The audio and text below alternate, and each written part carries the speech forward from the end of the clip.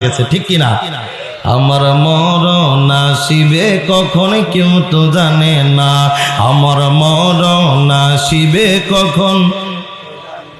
ওই আমি চলে যাব তোমরা আমায় ভুইলা যাইও না, আমি চলে যাব আমার মরণ আসিবে কখন কেউ তো জানে না, আমার মরণ আসিবে কখন। টাকা পয়সা বাড়ি গাড়ি যাহা গড়েছি সব কিছু সারিয়া আজি একা চলেছি। জোরে বলেন ঠিক কি? কত বাদশা কত রাজা ছিল, আজকে তারা নাই।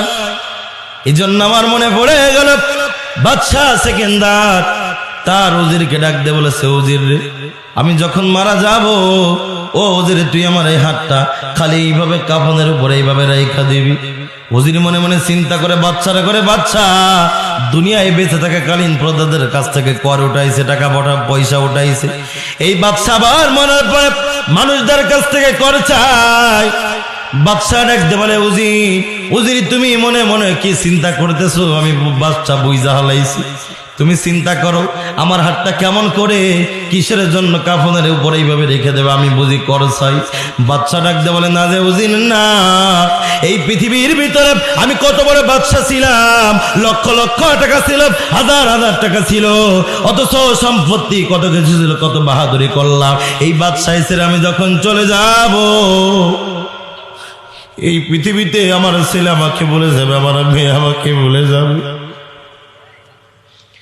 আরে কত মানুষের জন্য কত কিছু করলাম, ছেলের জন্য কত কিছু করলাম, মেয়ের জন্য কত কিছু করলাম, অথচ আমি যেদিন মারা যাব সবাই আমাকে অতি দ্রুত মসজিদ থেকে 4 বিয়াল একটা পালকে আসবে, খুব খেয়াল করে নিব, সোনাল কায়দায় আমাকে কত মানুষে দেখতে আসবে, হাই হাই আফসোস করবে, ইমরান মাজারি কত সুন্দর করে কথা বলতে আলোচনা করতে আজকে মারা গেছে, আমাকে দেখার জন্য বাড়িতে মানুষ ভিড় জমাইবে।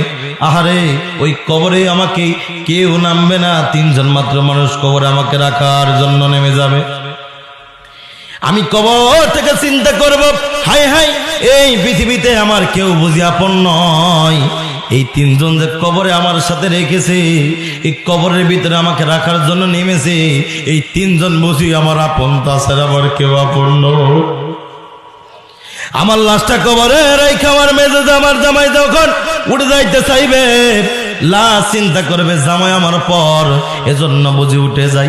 তারপরে যখন আমার বড় ছেলে উঠে যাবে, লাশ ডাকতে বলবে, ও ছেলেরা, তোদের জন্যই তো আমি কত ঘুষের টাকাতে বিল্ডিং বানিয়েছিলাম, তোদের বাড়িতে লাইট বন্ধ হয়ে গেছিল, মেঘনা বাজারে গিয়ে আমি বাবা দ্রুত লাইটের ব্যবস্থা করেছিলাম, বাড়িতে টাকা পয়সা ছিল না, ঘুষ